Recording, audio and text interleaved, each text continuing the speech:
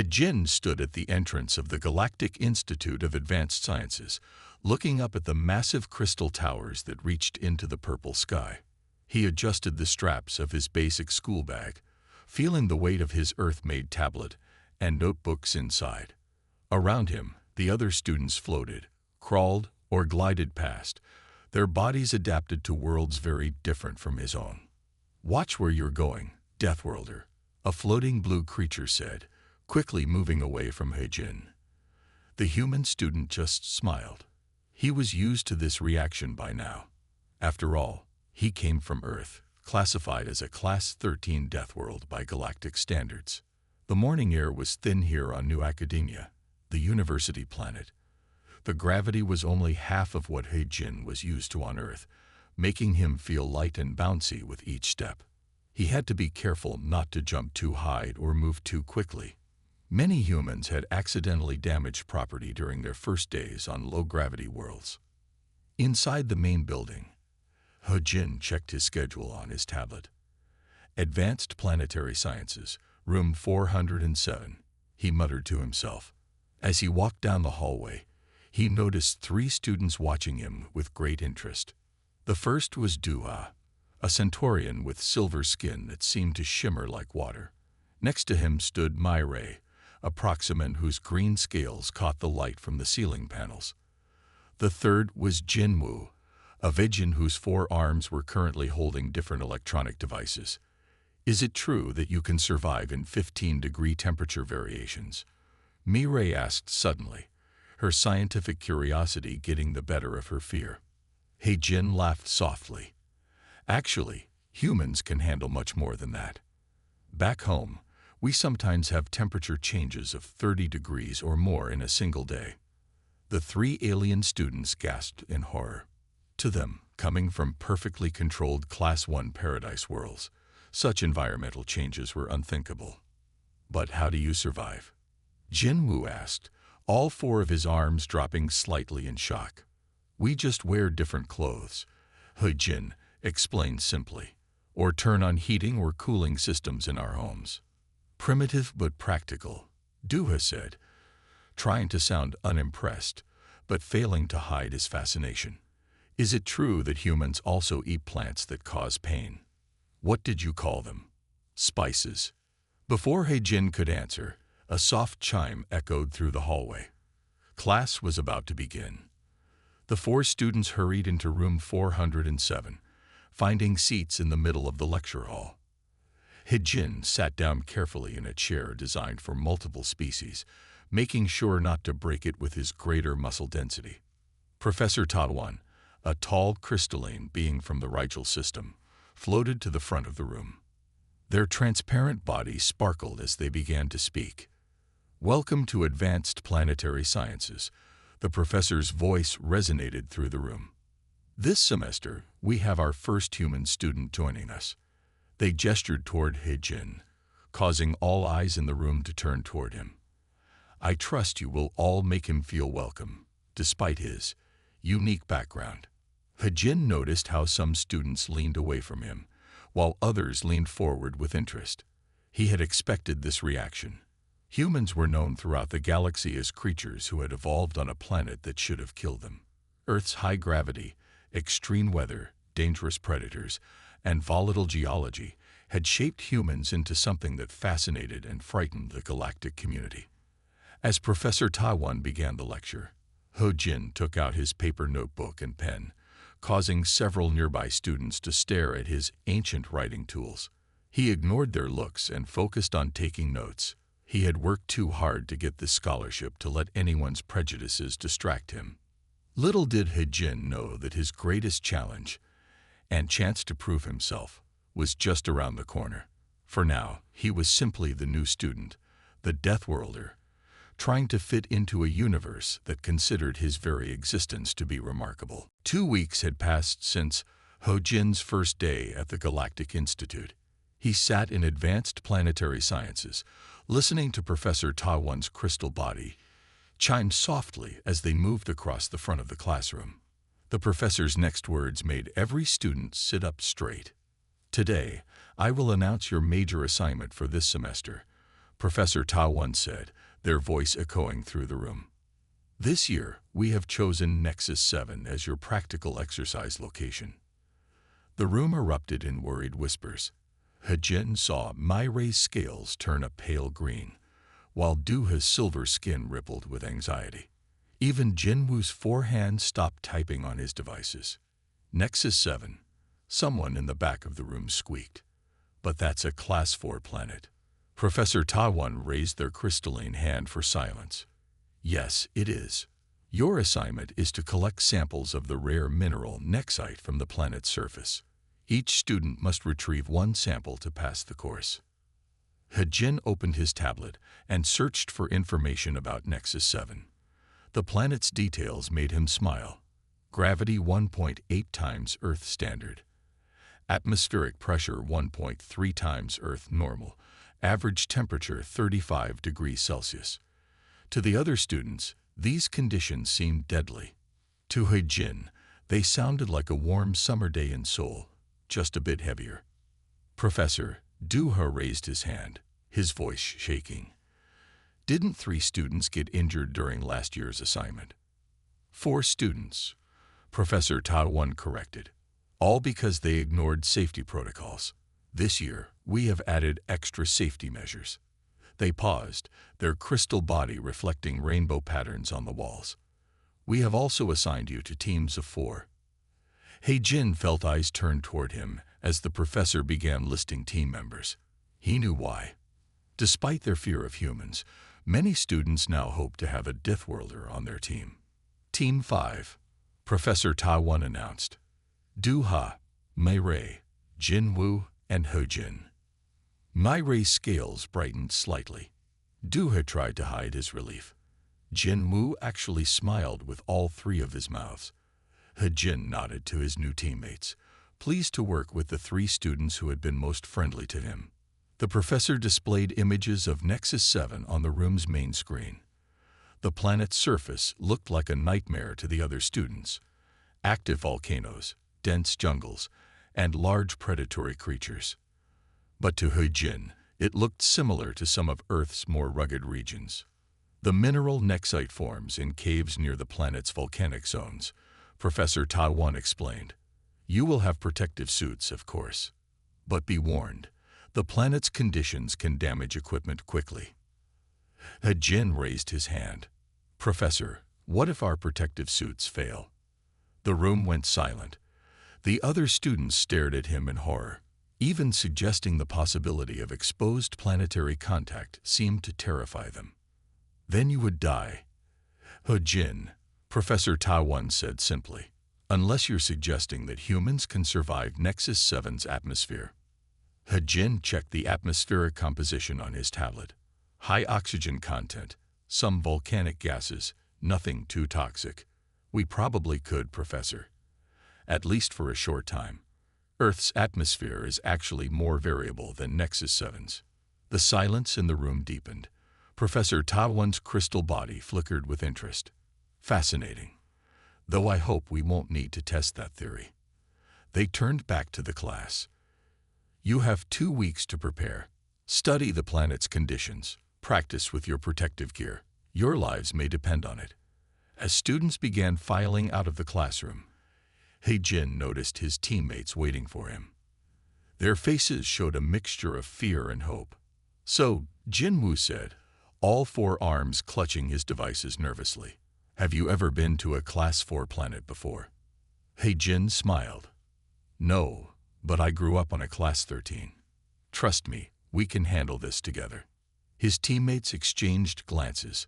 They didn't seem entirely convinced, but having a Deathworlder on their team gave them courage. They would need it in the weeks ahead. The training room of the Galactic Institute hummed with activity as students practiced using their protective gear. Hejin watched as his teammates struggled with their suits, each designed for their specific species. The room's environment simulators created conditions similar to Nexus 7's surface. These suits are so heavy, Maire complained. Her scales dulled from exhaustion. She had been practicing walking in the high-gravity simulation for only 10 minutes. Hejin stepped forward to help her adjust the suit's weight distribution. Try putting more weight on your back legs, he suggested.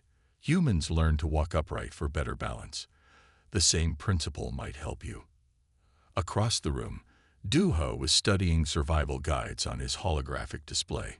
His silver skin reflected the changing images as he scrolled through information about Nexus 7's predators. He-Jin, he called out, how do humans deal with dangerous animals on Earth? We stay alert, make noise to avoid surprising them, and carry protective tools. He-Jin explained. He remembered hiking in the mountains back home, where bears and tigers still roamed. Those experiences didn't seem so different from what they might face on Nexus 7. The safety instructor, Yoom-suk, entered the training room. Unlike the other faculty members, he was a robotic being, designed to survive in any environment. His metallic face turned toward He-Jin with concern. Mr. He-Jin, Yoom-suk said, his voice perfectly modulated. I must express my concerns about your casual approach to this mission. You haven't spent as much time practicing with your protective suit as the others. He-Jin nodded respectfully. I understand, instructor, but I spent time studying the planet's conditions instead. They're not too different from some places on Earth. Jinwoo, who was testing equipment with all 4 arms, looked up in surprise. You have places like Nexus 7 on Earth, with high gravity and toxic air. Well, we have volcanoes with toxic gases, deep caves, dense jungles, and areas with dangerous predators. He-Jin explained. The gravity on Nexus 7 is stronger than Earth's, but not by enough to stop us. Humans are good at adapting. Yoon-suk's mechanical eyes wavered as they focused on He-Jin. Perhaps a demonstration would help everyone understand. He-Jin, would you step into the environmental chamber? The other students gathered around as He-Jin entered the sealed room. Yoom-suk activated the environmental controls, slowly matching them to Nexus 7's conditions. The gravity increased, the temperature rose, and the air grew thick with volcanic gases.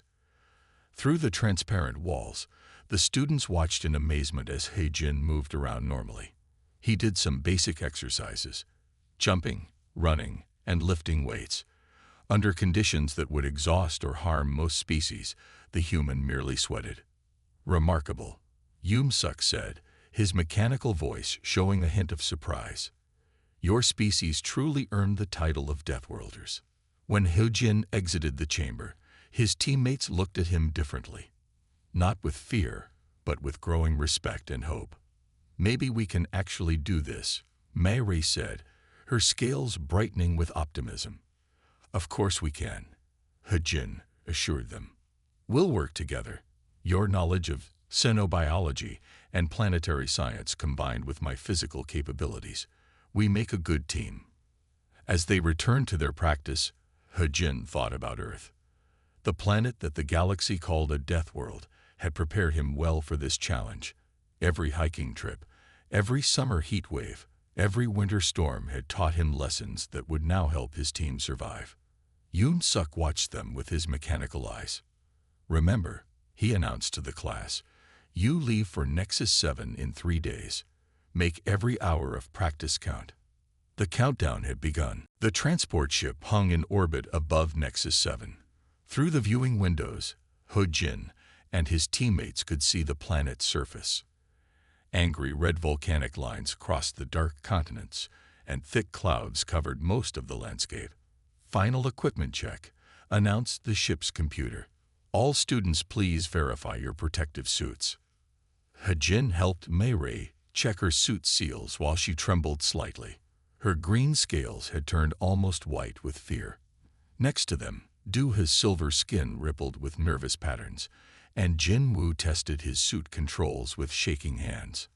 Everything will be fine, He-Jin assured them as he checked his own suit. The human-designed protective gear felt bulky but familiar. Remember our practice sessions. We know what to do. Professor Tawan's crystal form glowed at the front of the ship's cabin. Teams will descend in order. Safety pods have been programmed with your landing coordinates. Team 5, you are third in line. He-Jin and his teammates entered their safety pod. The small craft was designed to protect them during the descent through Nexus 7's thick atmosphere. As they strapped themselves in, warning lights began flashing red. "Warning," the pod's computer announced. "Atmospheric disturbance detected. Storm activity increasing in landing zone." Before Professor Tawan could respond, the ship shuddered. A solar flare had interfered with the main ship's systems. The safety pods launched automatically, earlier than planned. Their pod plunged into Nexus 7's atmosphere. The hull glowed orange from the heat of entry. Mei Ray whimpered as the pod shook violently. Duha's silver skin had turned almost gray. Jin Wu clutched his safety harness with all four arms. "Our landing systems are not responding correctly," the pod's computer reported. "Emergency protocols engage." He-Jin quickly checked the control panel. The pod's automatic systems were confused by the storm, but he saw that manual controls were still working. Back on Earth, he had practiced with flight simulators as a hobby. "I can land us manually," He-Jin said, grabbing the controls. "The gravity is stronger than Earth's, but the principles are the same." His teammates watched in amazement as He-Jin guided the pod through the violent storm. His hands moved steadily over the controls, adjusting their descent. The higher gravity made his arms feel heavy, but years of living on Earth had made him strong enough to handle it. "Impact in 30 seconds, the computer announced. "Warning, landing zone is not optimal." The pod broke through the cloud layer. Below them stretched a dark forest. He-Jin spotted a small clearing and aimed for it. The pod's hull creaked under the pressure of the atmosphere. "Brace for landing," He-Jin called out. The pod hit the ground hard, bounced once, and settled. Warning lights flashed across the control panel, but they were down safely. How did you do that?" Jin Wu asked, his three mouths all speaking at once. "Humans play video games like this for fun," He-Jin explained with a small smile.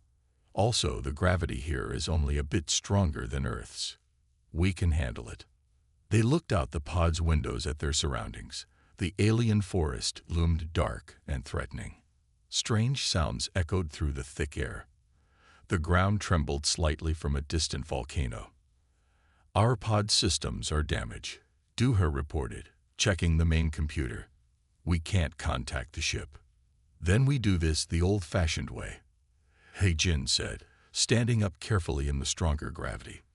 "We complete the mission on our own, together." Mei Ray's scales brightened slightly with renewed courage. "Together," she agreed. They began preparing for their exit into the hostile world of Nexus 7. The real test was about to begin. The air outside their damaged pod glowed with an orange tint. He-Jin led his team across the clearing, each step carefully placed in the stronger gravity. Their protective suits hummed as they worked to keep out the toxic atmosphere. In the distance, a volcano rumbled. "The mineral scanner shows a nexite deposit 2 kilometers east," Duha reported, his silver skin reflecting the strange light. "But there's a dense forest between us and the cave system." He-Jin nodded, remembering his hiking experiences on Earth. "We'll move in a line. I'll take the front, Jin Wu behind me, then Mei Ray, and Duha at the rear. Stay close and watch each other." They entered the alien forest. The trees here grew thick and twisted, adapted to the heavy gravity. Strange creatures scattered at their approach, moving through the branches above. The ground shook occasionally from small earthquakes. Mei Ray's suit sensors beeped suddenly. "Something large is moving nearby," she whispered, her scales shifting to a warning yellow color. Before anyone could respond, a massive creature burst through the trees. It looked like a cross between an earth bear and a lizard, with 6 legs and armored scales. The beast roared, showing rows of sharp teeth. The alien students froze in terror. Their suits' defensive systems began to flash warning signals. But He-Jin stepped forward, remembering his training about Earth's predators. "Everyone stand together," he commanded. "Make noise. Look big." These kinds of animals usually avoid groups that stand their ground. Following his lead, the team clustered together. They raised their arms and shouted. The creature hesitated, surprised by their unified response. After a tense moment, it turned and crashed away through the forest. That was amazing, Jinwoo said, all four arms still shaking. How did you know it would work? Earth has predators too, He-Jin explained as they continued walking. Most don't want to fight if their prey looks tough. The real danger is when they think you're weak or alone. They walked for another hour. The stronger gravity made every step harder for his teammates, but they pressed on. He-Jin helped them find easier paths through the rough terrain, using skills he had learned in Earth's mountains. Suddenly, Do-Ha's suit sparked and made a strange noise. My atmospheric filters are failing, he said, panic rising in his voice. The toxic air was starting to seep in. He-Jin quickly assessed the situation. The suit's main filter was broken, but the backup system was still working at half power. He remembered something from Earth's history. Take off your outer filter, He-Jin instructed. He removed a piece of his own suit's collar padding. We can make a basic filter using suit materials. Humans used to make emergency masks like this during disasters. Working quickly, He-Jin created a makeshift filter from the padding and attached it to Do-Ha's suit. The warning lights stopped flashing. Do-Ha's silver skin rippled with relief. A primitive solution, Do-Ha admitted, but it works perfectly. They reached the edge of a cliff overlooking a deep valley. Below they could see the entrance to the cave system, where the Nexate crystals grew. Steam rose from volcanic vents nearby.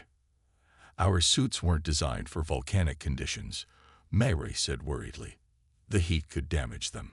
He-Jin smiled behind his faceplate. Then we'll have to be quick. On Earth, we have scientists who study active volcanoes. They go in, get their samples, and get out. We can do the same. The team looked at the dangerous path ahead, then at their human teammate. They had already seen him handle dangers that would have stopped them. Now they trusted him to lead them into the next challenge. Let's get those crystals, Jinwoo said, his confidence growing. Our Deathworlder knows what he's doing. The cave entrance loomed before them, steam rising from its depths. Jin and his team had just started their descent when their suit radios crackled with static. Through the interference, they heard scattered emergency signals from other teams. Major toxic storm approaching. A voice warned through the static. All teams must seek immediate shelter. He-Jin looked at the dark clouds gathering on the horizon. The orange sky had turned an angry red, and lightning flashed between the clouds. The ground trembled as another earthquake shook the region. We need to get into the cave system, He-Jin said firmly. It's our best chance for protection from the storm. As they entered the cave, their suit lights illuminated crystalline formations on the walls. The heat increased with each step deeper into the volcanic tunnel. Sweat ran down He-Jin's face inside his suit, but the temperature reminded him of the saunas back home. Suddenly, Mayray's suit sensors began flashing red. The heat, it's affecting our suit cooling systems, she gasped. Her scales had turned a dangerous gray color. Before they could retreat, a violent earthquake rocked the cave. Rocks fell from the ceiling, blocking the entrance behind them. The tremors knocked Jinwoo off his feet, and one of his suit's arm seals cracked against a sharp crystal. I can't maintain pressure, Jinwoo shouted, trying to cover the crack with his other hands. Toxic gas began seeping into his suit. He-Jin assessed the situation quickly. They were trapped in a superheated cave with failing equipment and a poisonous atmosphere. To most species in the galaxy, it was a death sentence, but humans had faced similar challenges throughout their history. Everyone stay calm, He-Jin ordered. He removed his own suit's emergency repair kit. Jinwoo, hold still. Working swiftly in the intense heat, He-Jin sealed Jinwoo's suit crack using heat-resistant tape and sealant. It wasn't pretty, but it would hold. Next, he helped Mayray adjust her suit's cooling system, using techniques learned from desert survival training. The storm is getting worse outside, Duha reported, his silver skin flickering as he checked the sensors. And these tremors. The volcano might be waking up. Hajin wiped the sweat from his eyes. The cave's heat was becoming dangerous even by human standards, but he knew they couldn't stay here. Through the steam, he spotted a faint purple glow deeper in the tunnel.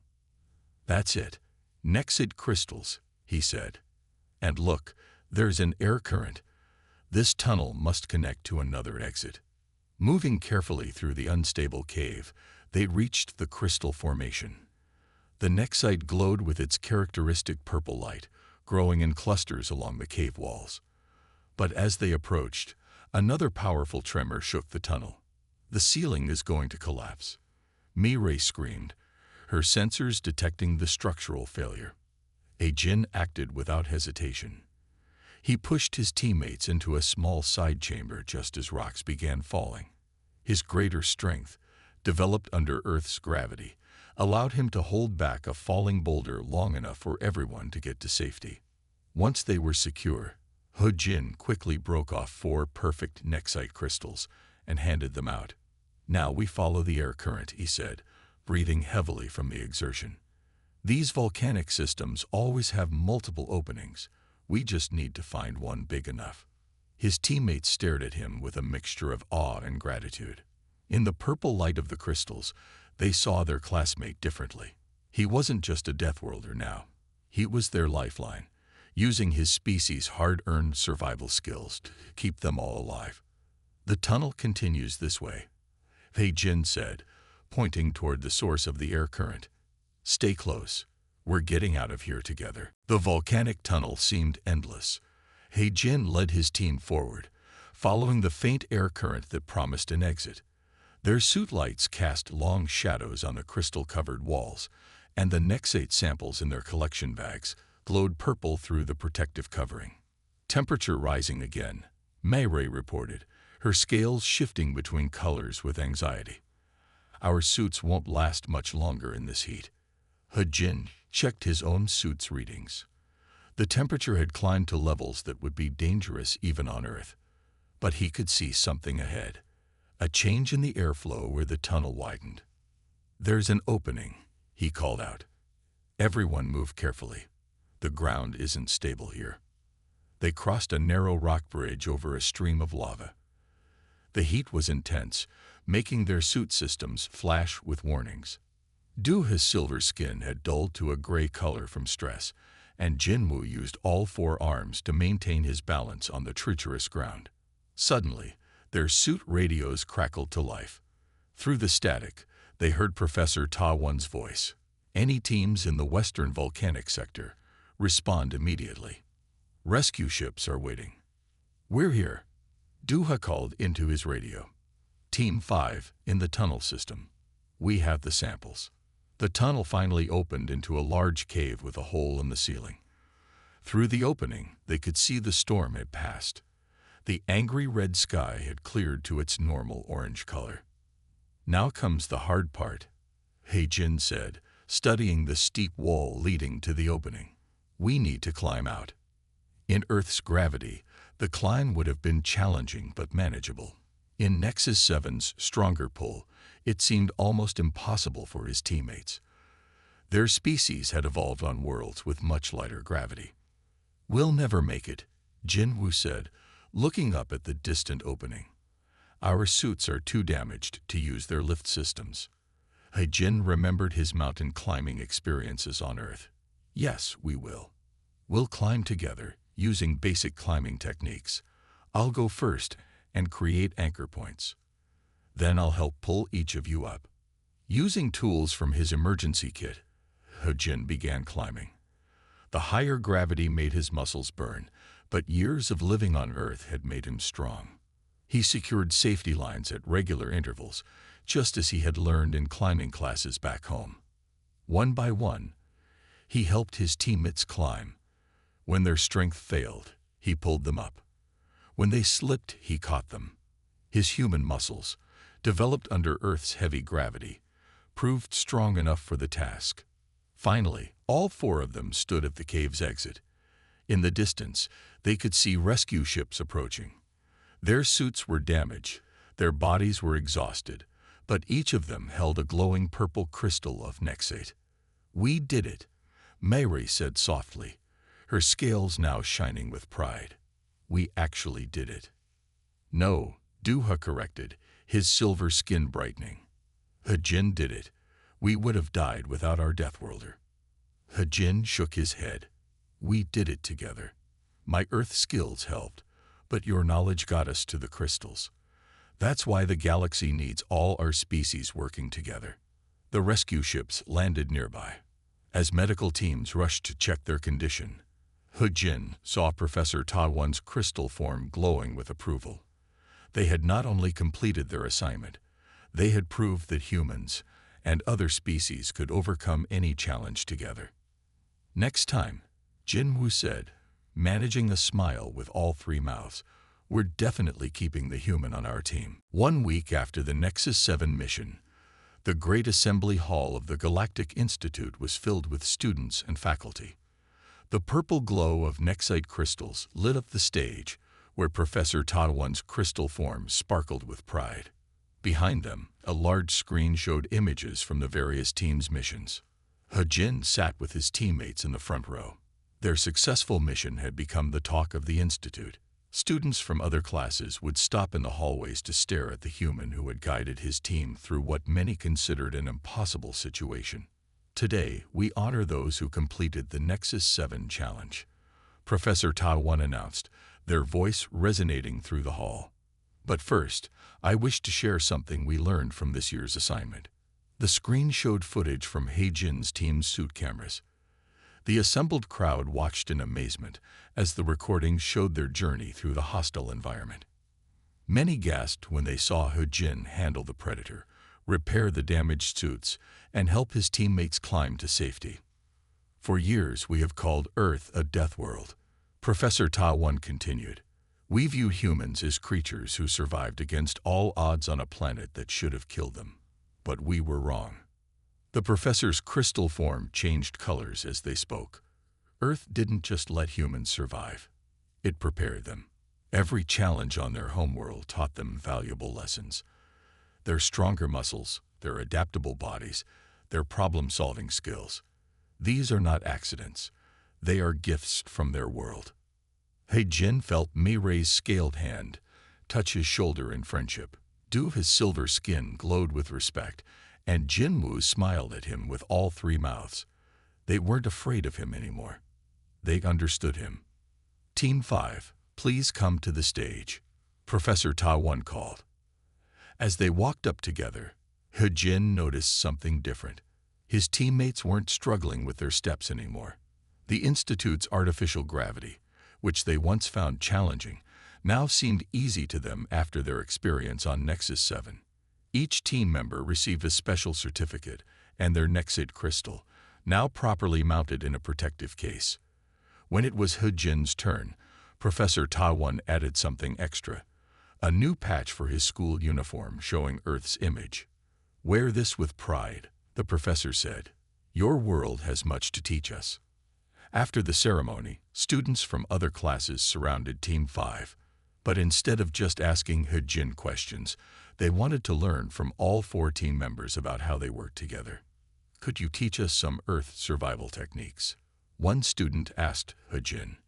"And could you show us how to adapt them for different species?" Another added, looking at Mayray, Duha, and Jinwoo. Hajin smiled at his teammates. "We could start a study group," he suggested. "Share knowledge from all our worlds. After all, the galaxy is full of challenges. We're stronger when we face them together." That evening, as Hajin looked out his dormitory window at the purple sky, he thought about Earth. His homeworld had given him the strength and skills to survive on Nexus 7, but it had taught him something even more important, how to help others survive too. On his desk, the Nexate crystal glowed softly beside a new group photo of his team. In the image, 4 very different beings stood together, no longer separated by fear or prejudice. They had learned that what made humans different, their Deathworld heritage, wasn't something to fear. It was something that could help build bridges between worlds. The next semester would bring new challenges, but He-Jin knew he was ready for them. After all, he was a Deathworlder, a survivor, and now something even more important, a teacher and friend to those who once feared his kind.